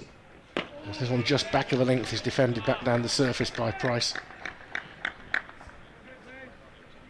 They're nearly through the first hour without loss, which if you'd offered Sussex that last night. Oh, absolutely. No question about that. Bitten your hand off.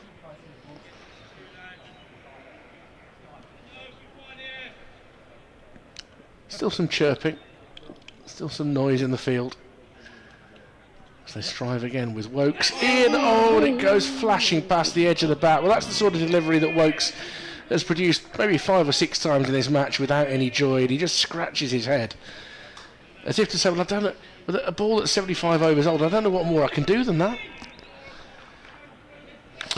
Yeah, I mean that's another good point, because you know, Tom was talking about that as well, Richard.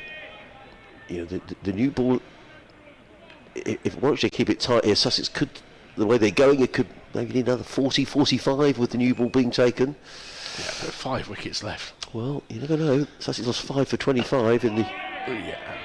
Wokes in, pushing it forward firmly in defence is Price, and there's no run. Rob Yates is looking like he's expecting to have a couple of overs before the second new ball, and that would be an interesting tempter for Sussex.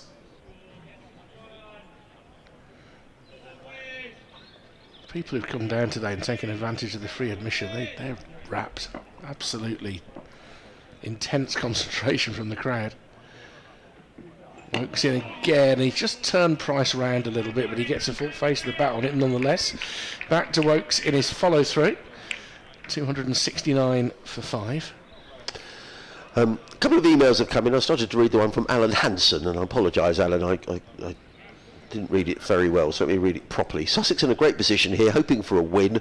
I was out watching the marathon yesterday, cheering on my amazing wife who was running for Fathers for Justice.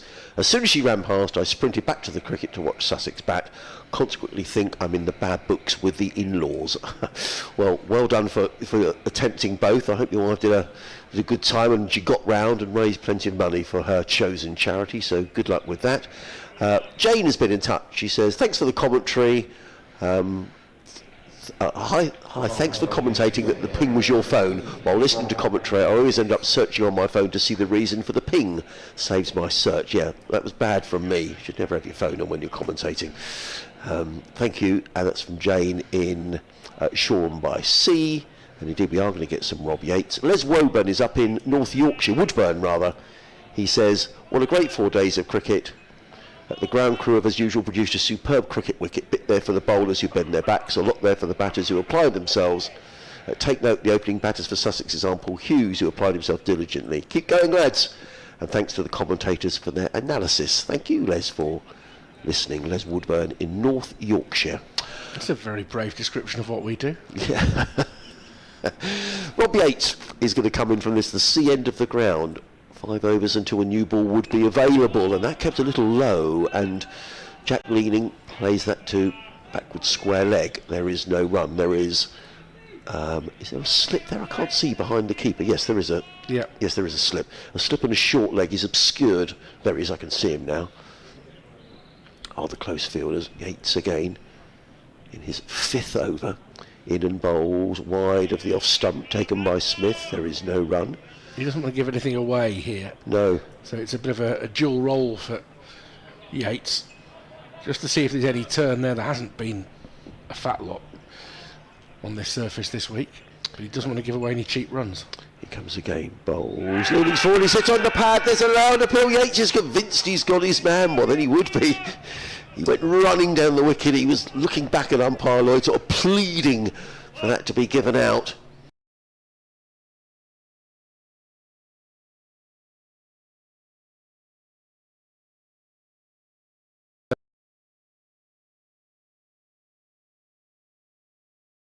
To the listeners on WM, Yates again, in again, over the wicket and bowls, and worked onto the offside by Jack Leaning. He picks up another run. He goes to 94, within 6 of what would be the 12th first-class 100 of his career, and 100 on debut here at Hove. His home debut, I stress, not his complete debut for Sussex. That came at Grace Road, Leicester last week.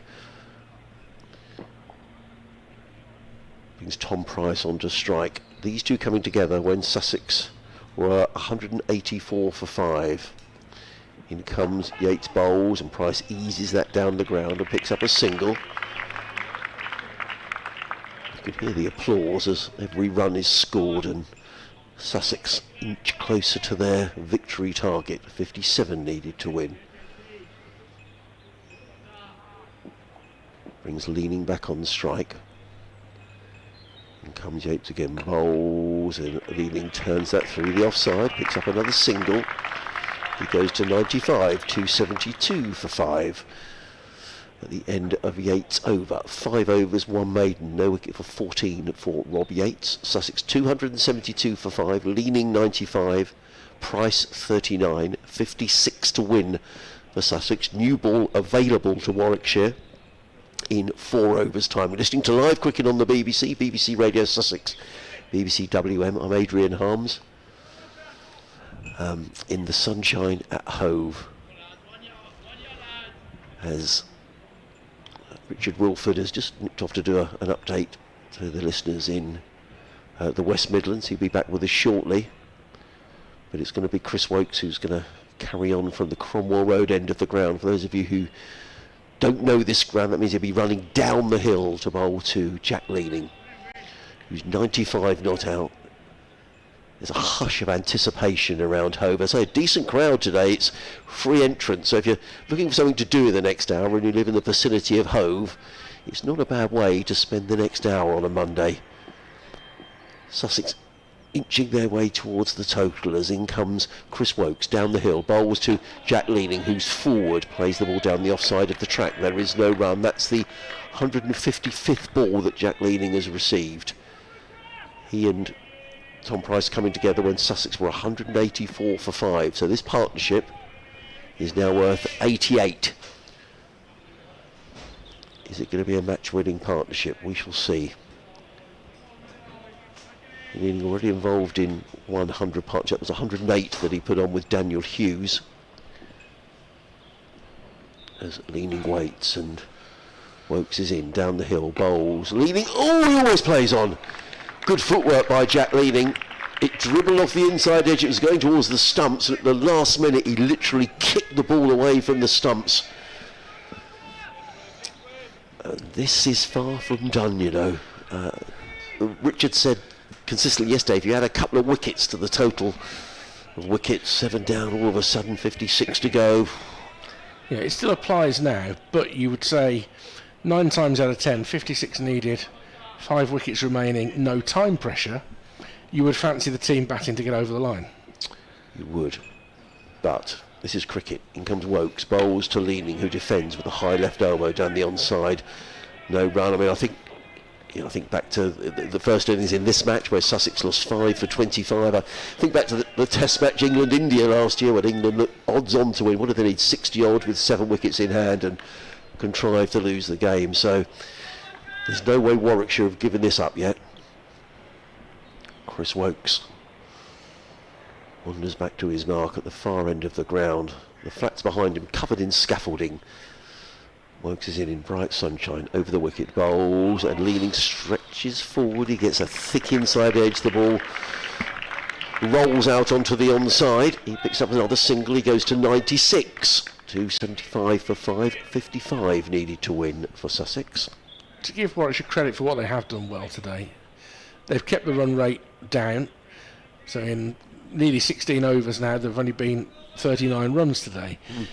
So in terms of their plan this morning, which would have been, we want as much new ball possibility as we can get. We want as many overs with the new ball because that's going to be so much harder for them to bat against. And that bit they've executed. Wokes in bowls and Price is forward solidly, plays into the offside. There is no run. So 2 of the new signings for Sussex this season, Jack Leaning and Tom Price. Paul Farbrace was very keen to strengthen the middle order, and well, these 2 are sort of vindicating the fact that they've been brought to the club at the moment. Tom Price, whose scores of 43, 73, 39 not out. What did he make in the first innings here? So just break off as in comes Wokes, bowls, Price is forward, plays that into the offside. There is now only made 16 in the first innings. End of Chris Wokes is over, who's now bowled 16 overs, 3 maidens, 0 for 56. I think he's bowled a lot better today, Chris Wokes, Richard. He's he has, caused 1 or 2 problems. Yeah, he's very lucky with that first ball. That was just a slight nick. And Warwickshire haven't had any fortune today. That there have been moments, there have been a couple of 3 or 4 deliveries that have beaten the outside edge. There's one little aerial flick towards mid-wicket that bounced in front of Bo Webster. On another day, one of those goes to hand, you get a new batter in. And as Rob Yates was saying to me last night, and it is very difficult to get those first 20 or 30 runs. And what you're reaching a situation now where a couple of batters getting 10 might be enough from Sussex's point of view. As Rob Yates begins a new over, turns into the right-hander. There's a quick call for a single. It takes a moment for Price to react, but they come through. Leading to 97, 274 for 5. Warwickshire seamer Ollie Hannon-Dolby is keeping an eye on proceedings today. Enjoying listening to us. They won yesterday, didn't they, Worcestershire? 6 wickets in the match for Ollie, 7 for the season so far. Well done. See whether that loan gets extended or whether the Bears fish him back in. As an attempt to launch the ball over mid-wicket here by Price, and it flips up off the inside edge of the bat. It'll go out towards the deep square leg fielder for a single. That's the first sort of shot in anger, really, that he didn't look completely in control of Tom Price. That was completely out of keeping with the rest of the innings. He's got away with it. Ian Westwood, the Bears head coach, just talking to Chris Wokes right on the boundary in front of us. Yates is in, forward in defence is Leaning.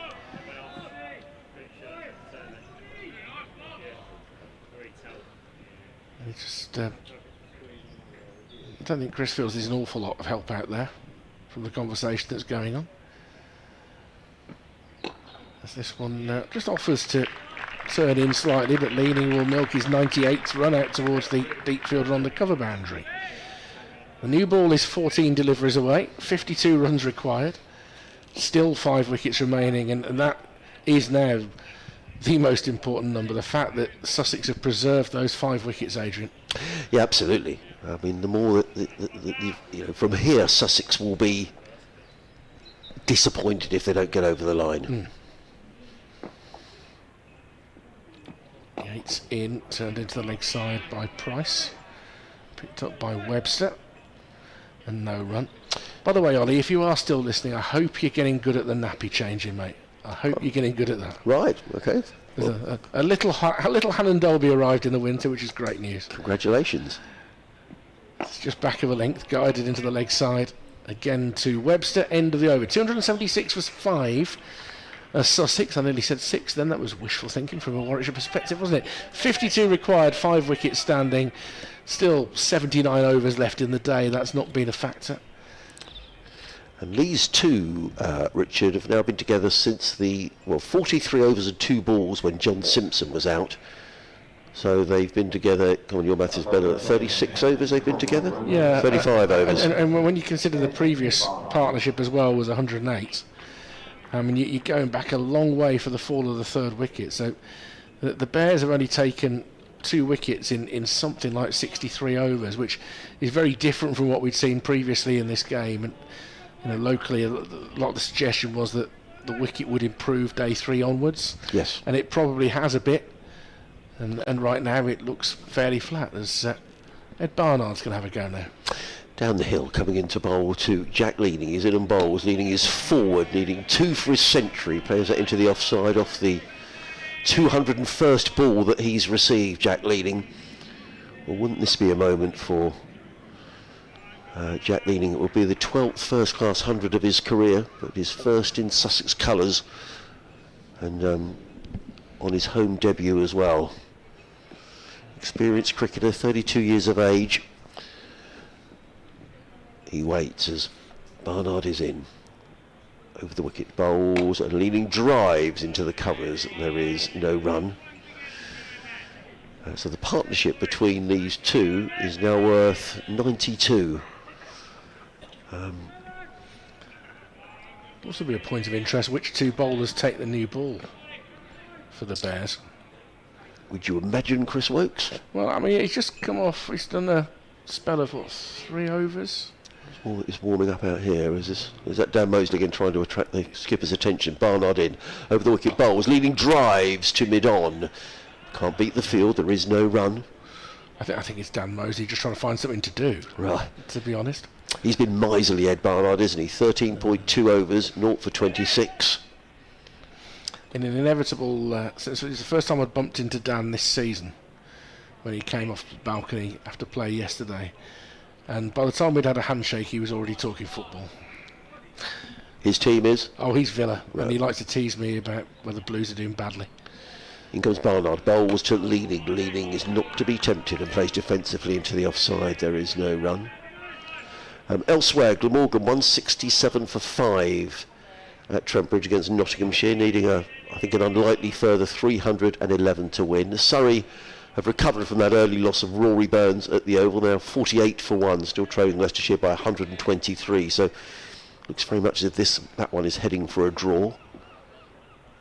Barnard in, down the hill, bowls, Leading drives into the offside, picks up a single, takes him to 99. 277 for 5. Runs required down to 51. Headingley, looks like Hampshire are going to record their first win of the season, because Yorkshire are 107 for 7, still leading 319 to win. So it looks like Hampshire recovering from a bit of a mauling they got against Essex last week. In the 2nd Division, Kent 213 for 5, still trailing Northants by 293. Derbyshire 21 for 1, they need another 117 to beat Lancashire. As in comes Barnard, his rhythmic approach in and bowls, Price is forward and plays this to backward point defensively. There is no run, just the 1 run off of Ed Barnard's over. 14 overs, 2 maidens, 0 for 27.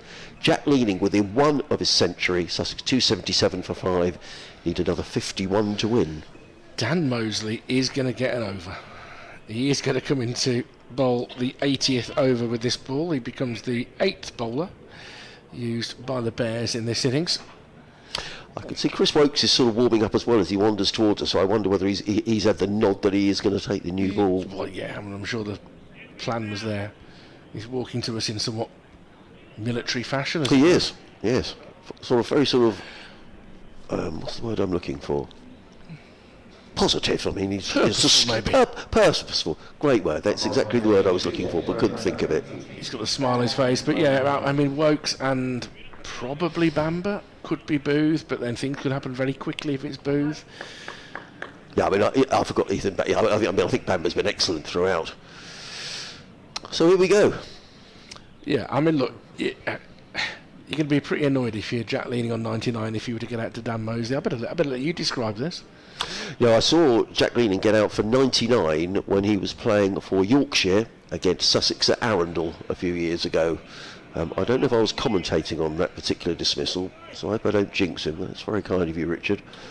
Oh, you want me to do it? No, I'll do it. I was going to say. I don't want to jinx him. I'm sure perhaps it was Dave Callahan who was commentating back in the day. In comes Mosley, bowls to Jack Leaning, who turns the ball to mid-wicket. There is no run. Dear old Dave, a wonderful commentator for Yorkshire cricket, and sadly missed as in comes Mosley over the wicket, bowls to Leaning, who's not to be tempted. He just plays the ball down the track. Mosley fields off his own bowling. There is no run. His job here is to bowl a maiden over.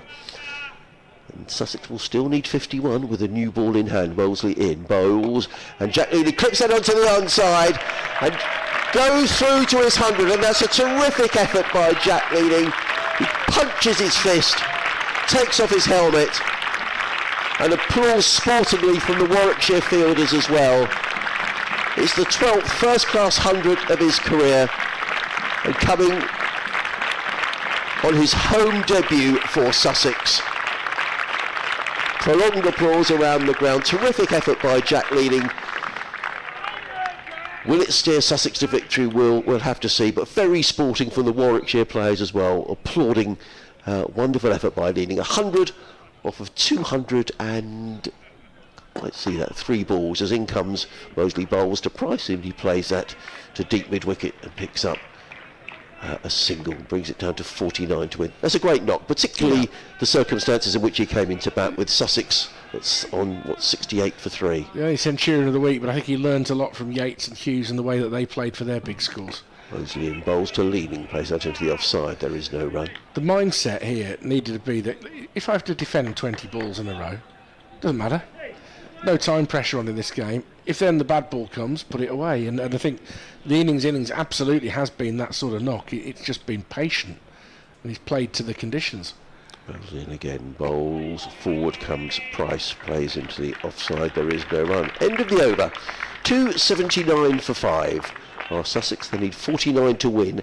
However, could there be another twist? Because the new ball is now going to be taken. And I'm not saying this is the last throw of the dice, because 49 runs is 49 runs, and Sussex did lose 5 for 25 in the first innings. Not that Sussex will want reminding of that. So there is still work to be done here. I mean, they could entirely bewilder us and not take the new ball, but that would be beyond extraordinary. Somebody's having an entire refit here to get some padding on.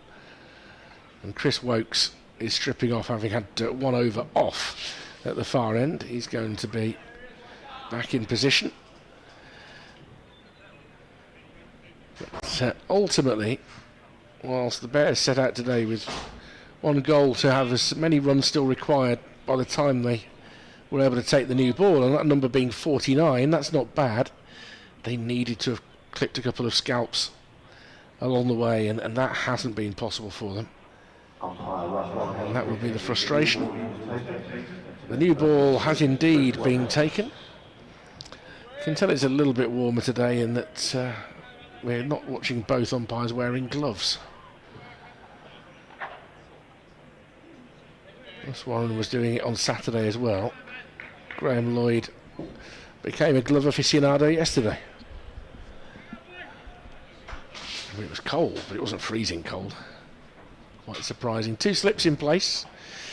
There's a backward point and a deep point, but now Alex Davis is going to move, so it might be that Bo Webster is going to be more like a gully. So backward point on the fence, that's Mosley. Alex Davis is going into the covers. So Webster, yes, to gully. Mid-off, mid-on. Deep mid-wicket on that short boundary, and quite a wide, long leg also on that shorter boundary. As Wokes comes in with the new ball to bowl, and he's defended out into the offside for a single. because Webster has to sprint forward from gully. 280 for 5, Price to 42, and whatever is ultimately going to happen in this game, it may happen fairly quickly from here, because the new ball will tend to see the scoring speed up, and also as the finishing line gets closer, it almost inevitably seems to happen. Wokes without a wicket in this second innings. Into bowl to Leaning, who is again, as we've seen so many times in this innings, right in behind it. Defends it back down the wicket and picked up by Wokes. Sussex finished the job, whether it's this side of lunch or the other side of lunch. Start with 2 wins when the ultimate target, or the first target for this year, Adrian, is to make sure they're still a top flight club next season. You know, regardless of what the financial situation is, it's about being in Division 1. Yes, completely. Wokes in. Forward again is Leaning out into the offside, picked up in the covers. Once that's achieved, then you start thinking about, right, are we going to challenge at the top of the table all season?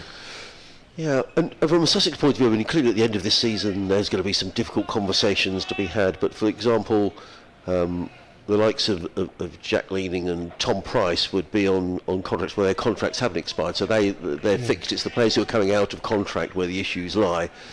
Yeah, I mean, it certainly helps if you're in the first division. Yeah, in terms of attracting any players to fill those gaps, as that one almost squeezes through Leaning, but again, he's been batting a long while now, and he just squeezes it off the toe end of the bat out into the offside, and there's no run.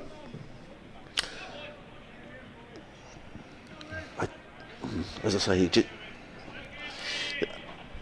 you know, you've done this for a number of years, Richard, so you just kind of get the feeling that there could be another twist here, that you know, this new ball, Sussex will be hoping not. Wokes approaches, Leaning steers him towards straight mid-wicket. There'll be another single there. 101, 281 for 5. Yeah, I mean, you said that. I felt like there's been a twist all morning. Have you not? It looked comfortable. Right. It's looked comfortable. The ball isn't doing an awful lot. The surface isn't doing an awful lot. 2 batters who are set have played really sensibly. Well, very few signs of taking a risk, which is the right thing, is to avoid taking a risk. Well, it's within 3 of a century partnership. Wokes to Price. In once more, driving through the offside. It'll go behind square. Alex Davis won't be able to catch that.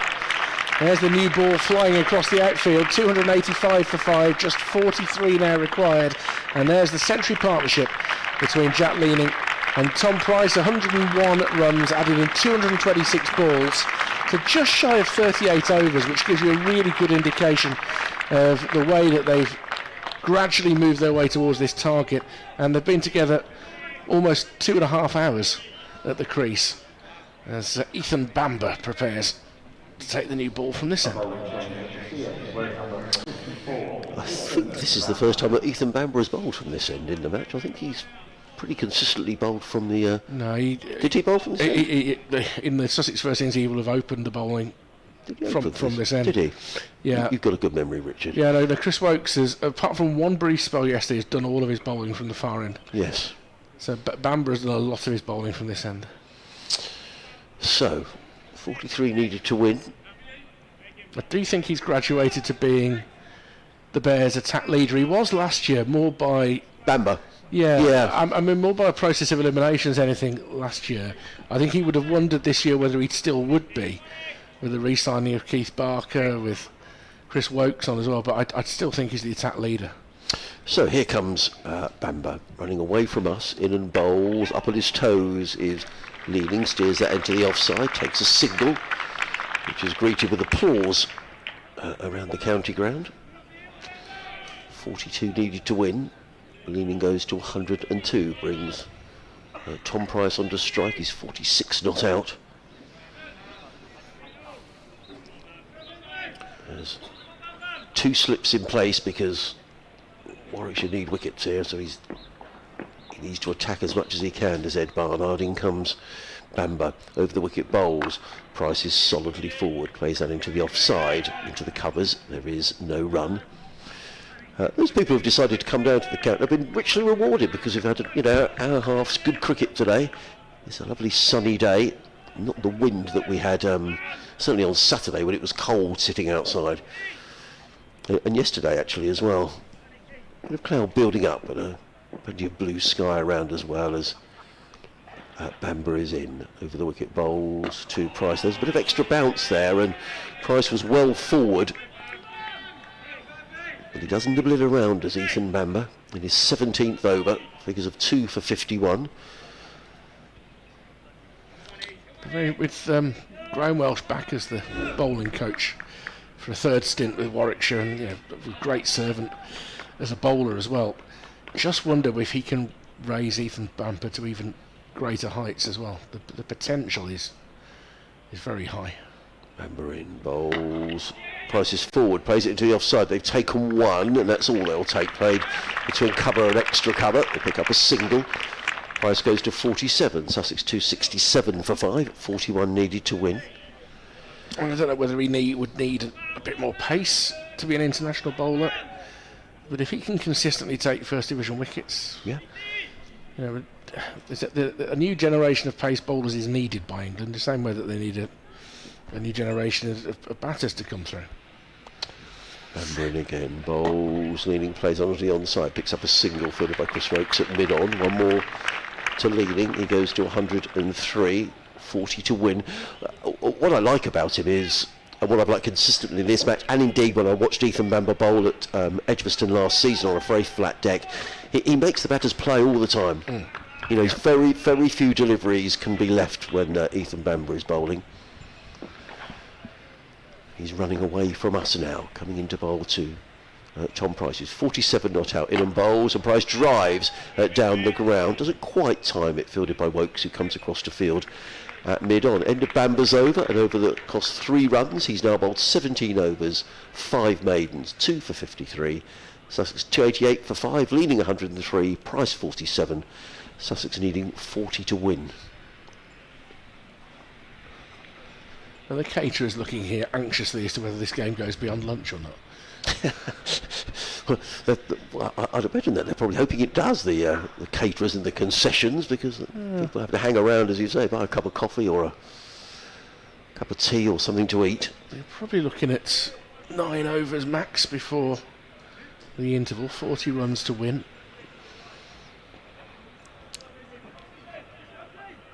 And sometimes I'd like to see some common sense apply if they get to the point where at 1 o'clock they need 4. Anyway, here's Chris Wokes coming in to bowl to Leaning, who drives in when he get it past mid-on. He doesn't. Good scrambling stop from Bamber.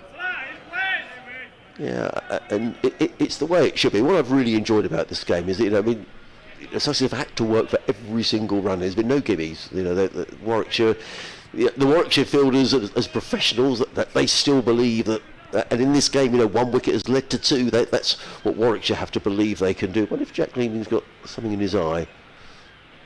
No, he's okay. He just backed away for a moment to settle something. Wokes comes in to bowl to him, and he covers up off stump, and he pushes it out into the offside, and Dan Mosley comes into field. And there's no run. He follows through a long way down the pitch, doesn't he, Chris Wokes? Does he? I haven't seen much of him bowl live, but he sort of wanders down, perhaps had a little natter to Jack Leaning there about something or another. He just decelerates gradually. It's a smooth run up before he delivers the ball, and it's quite a smooth follow through as well. He's always been quite light on his feet for a pace bowler, Chris Wokes. Very much an athlete, as he's turned through a vacant short mid-wicket for another single. 104 to Leading, 289 for 5. Still playing within themselves, these two, but they've pretty much done an hour and a half this morning now. Well, these two have been excellent, haven't they? They've, coming together when John Simpson was out, 184 for 5, and are they now? Yeah, they're past the 100 partnership, as we say.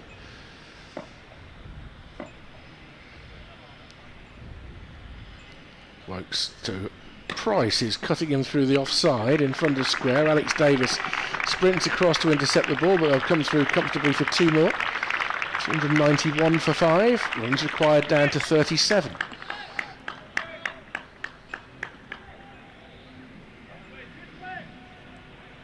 The amazing thing actually yesterday was how we got away with the weather. Everywhere else in the country got interruptions. Yes, they did. Quite significant stretches of play lost in 1 or 2 places.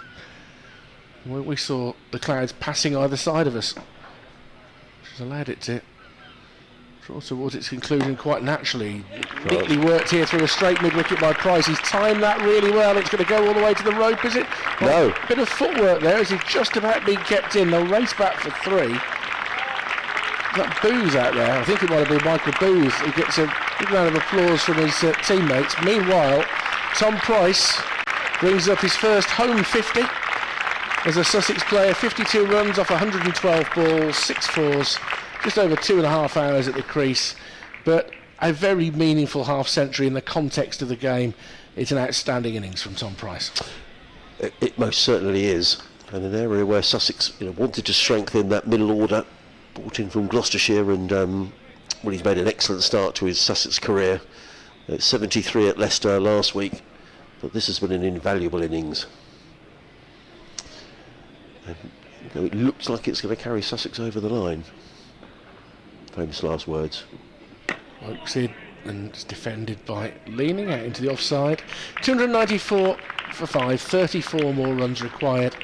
And I think Sussex now will be very much thinking that they can get this done before we get to the lunch interval. Ethan Bamber runs his hand through his hair, thinking, what can I do? What can I do differently? But, if it was to be a clatter of wickets, it's going to have to be pretty spectacular now, Adrian. It would be. I mean, I think it's at the stage now where Sussex would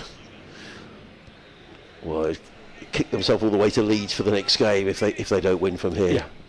5 wickets in hand, and these two having done so much of the hard work. Bamber, in his 18th over, runs away from us, in and bowls, and hammered away through the covers. That's 4 runs. You just feel as if maybe Price and Leading have realised that as well, and perhaps the shackles are slightly off here, slightly over pitched, and Tom Price hammering that away through the covers for 4 runs. That was a lovely shot. He goes to 56. That's Sussex to 298 for 5, and 30 needed to win.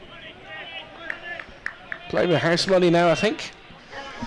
At this point, they'll be pretty confident, I think, in the home changing room. That was a beautiful stroke from Price. In comes Bamber. Bowls, and he's at it again, drives away, and that's going to be 4 more. Lovely shot. Over pitched. I mean, he's got to pitch the ball up, Ethan Bamber, but Tom Price, having been so circumspect, is now can see the finishing line in sight. He goes to 60, and Sussex needing 66 to win.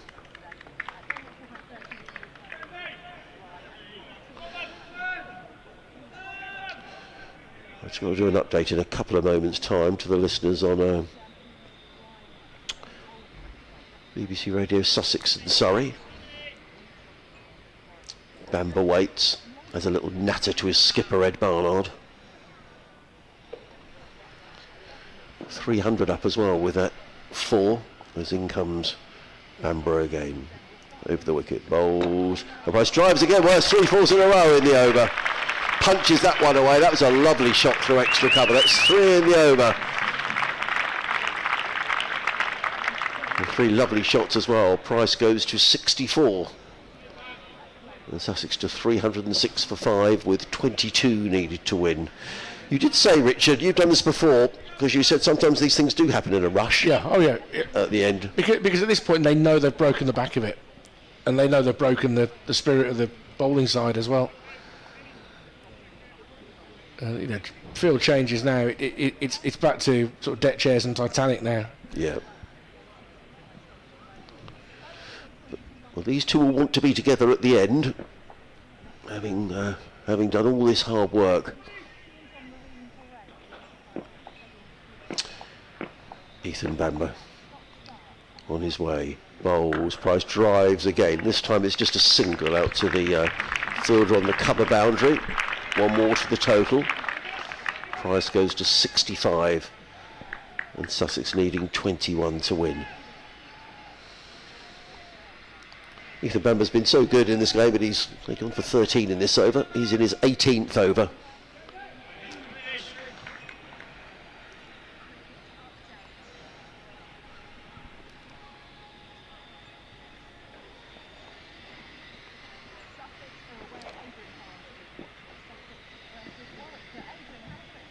Well, Sussex are on the verge of what would be an excellent victory here against Warwickshire. It will be their second county championship win of the season, and they've done it in style, or they will do it in style. Jack Leaning is 104 not out on his home debut for Sussex. He's batted beautifully, together with Tom Price, who's also making his home debut for Sussex. He's 65 not out. These two coming together when Sussex were 184 for 5. They're now 307 for 5, and they just need another 21 runs to win. Meanwhile, at the Oval, Surrey lost Rory Burns early in their second innings. He was out for a duck, but Surrey have recovered since then.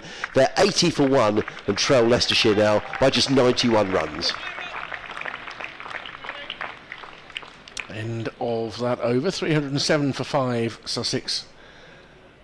And what a start to the season for a county that was making headlines for the wrong reasons in the build-up to the season. Michael Booth is going to come on and have a go now.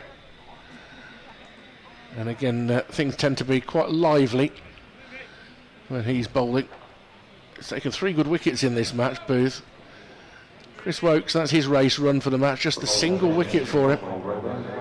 It's not been easy the first couple of weeks for him of the season, but I think he'll get his rhythm back and get bedded in as the campaign unfolds. The Bears back in action on Friday at home to Essex, then they're off to Trent Bridge to take on Nottinghamshire. No let up in the early weeks of the season for them. They'll have some things to learn from this. As Booth comes in, he's driven by Price, can't beat Webster, who's at short mid wicket, and there's no run.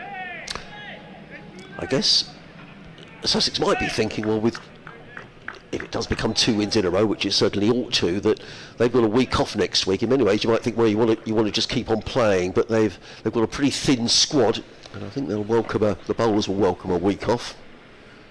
Booth in once more, this time slashed outside off stump. Alex Davis will try and cut it off. He's not going to be able to. That beats him on the outside. 4 more. 311 for 5. Price up to 69. He's in a hurry now. Yeah. Might fancy an afternoon walking along the beachfront, I don't know. But yeah, I mean, look, from a Sussex point of view, they're short of depth at the moment in terms of fit seam bowlers, so chance to put Ollie Robinson and Finn Hudson-Prentice in cotton wool. Oh, definitely. Crocombe and Price contributed as well, slightly not as consistent as the other two. The 2 lead bowlers were excellent in this game. Booth into Price once more, tickles it round the corner down to long leg for a single, picked up by Bamber. 312 for 5, just 16 runs required now. No, you're quite right about that. Hudson Prentice and Robinson were excellent for Sussex. But you're right, with injuries amongst the other fast bowling group, they need to keep those 2 in particular fit. And again comes Booth, defended out into the offside by Leaning. On the first morning, I just felt that Hudson Prentice looked in prime condition. He looked as sharp and as fit as I've really seen him. And he bowled a good number of overs with real success in this match. Ollie Robinson doing what Ollie Robinson does, and I thought his partnership for the 9th wicket with Jack Carson has been really important as the game has gone on. 66 they added. As this is driven by Leaning, he can't get it past mid-on. But they were 130 for 8 at the time, replying to Warwickshire's 267. If those last 2 wickets had just gone over there and then, yes, I think Warwickshire would have had a great opportunity to back them out of the game. As it was, Carson and Robinson made 39 each, and that partnership, obviously the 2 century partnerships in this innings are the ones that win the game, but that 66 kept Sussex in the game at the time that they were in real bother. Booth turned into the leg side by Leaning, comfortable single. Webster shadows the ball and picks it up. End of another over, 313 for 5, Sussex, 15 runs required.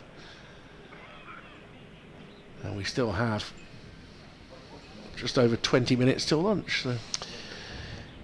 Yes. You can imagine Sussex, and you say you'd hope that if it's sort of one run needed at 1 o'clock, that good sense would prevail. Well, you have to play by the rules. But certainly the weather looks set fair. Ed Barnard now going to have a go. And I think that's a little bit of the captain taking it on the chin. He doesn't want to see Ethan Bamber suffering any further damage after the 3 boundaries in his previous over, because Bamber has put in a really good shift for him down here this week. Yes, he has. 14 overs, 2 mains, 0 for 27 for Ed Barnard. 15 needed to win as Barnard is in over the wicket and bowls to Leaning. That's short, and Leaning was thinking about pulling that onto the leg side, but in the end decided not to, and the ball sails through to Kai Smith, and there is no run. So just the one slip in place now. 3 men saving 1 on the offside, 2 on the leg, and 2 men back on the leg side as Barnard wheels around in front of us and comes into bowl to the Centurion Leading. 105 not out. He's in and bowls, and Leading is going to get 4 runs. Well, I don't know if he nicked that. I think he did. Yeah, he did. He's gone past the outstretched arm of Kai Smith, diving there. I don't know whether it carried as far as the keeper. It's slightly immaterial, but it's raced away for 4 runs. And I mean, the ball kept low. It then took an edge and got lower. It may have bounced in front of it. Either way, it would have been an extremely tricky catch. Yes. And I'm not saying that's indicative of Warwickshire's luck, 'cause it isn't. I think Sussex have not needed an awful lot in this second innings. I think they've just batted really, really well. In comes Barnard again over the wicket, bowls. Leading plays it away through the covers, and he's going to pick up another boundary. No one sweeping on that cover boundary now, because Ed Barnard has brought fielders in to save the single. And Leading goes to 113. And Sussex to 321 for 5, and now just 7 needed to win. As the skipper wanders back to his mark. And Sussex are almost there. Barnard wheels around again, comes in and bowls to Jack Leaning, and Leaning reaches for that one outside the off stump. He's going to get 4 more. No, he's not. Is it going to get to the boundary ropes? No, it doesn't actually. They pick up a couple of runs. Didn't quite time that it was outside the off stump. 2 more to Leaning. He goes to 115. Sussex needing 5 to win. Ed Barnard has just moved one of those fielders who was saving a single on the offside onto the point boundary. And he wheels round in front of us, comes into bowl to Leaning in and bowls, and Leaning drives down the ground, 4 runs. That's a lovely shot, beautifully played down the ground by Jack Leaning, and that brings the scores level. Yep, brilliant stuff from Leaning. It's going to be a tremendous and deserved win by Sussex. Whoever won this deserved it, but I mean, you've made the point.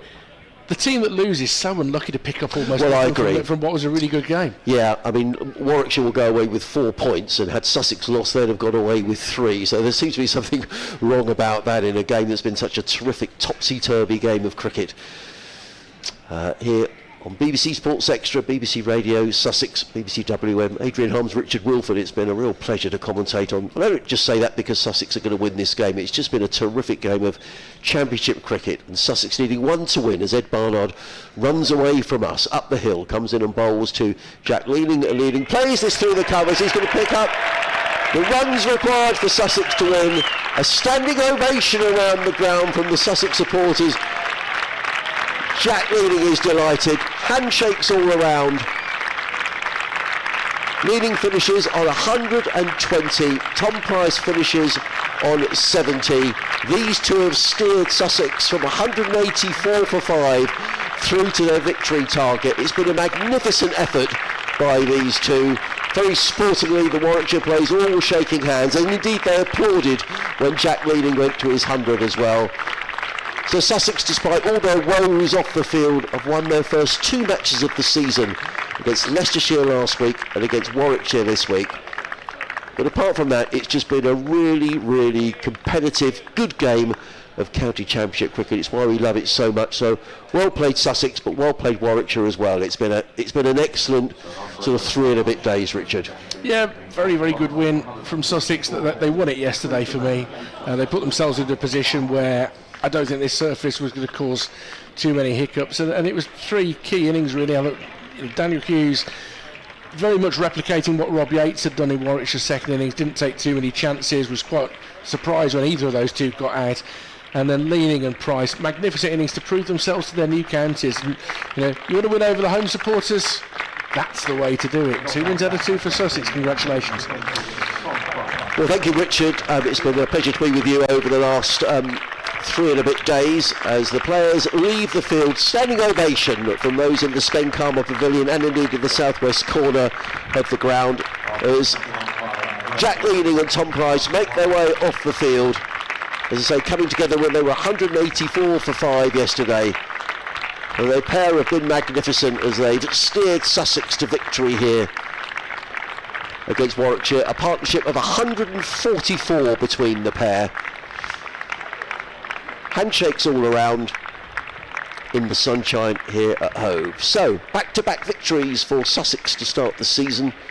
They now get a week off and a trip to Headingley to come in a couple of weeks' time. Ollie Robinson said at the start of the season that he wanted this to be a special season for this group, and it certainly started that way for Sussex. So well done to Jack Leaning, well done to Tom Price, both on their home debuts. Wonderful performances from the pair. Well done to Warwickshire as well, who've more than played their part. Thank you to everybody who's listened to our commentary over the last 4 days. Thank you for your emails and messages. It's great to have them and makes the commentary so enjoyable when we know people are listening from all quarters of the world. But from myself, Adrian Harms, I say thanks again to Richard Wilford and Nicky Chowdhury, who are commentating with us for here this week. A week off now for Sussex before they head to Headingley. Warwickshire back in action next week at Edgbaston against Essex. And of course ball by ball commentary on every game in the County Championship here on the BBC right throughout the season. So the players all shaking hands up on the balcony, the ground staff doing their bit. Just remains for me to say thank you very much again once again for listening, and we'll be back with you for more County Championship cricket next week and for Sussex in a couple of weeks' time. But for me, Adrian Harms, a very good afternoon.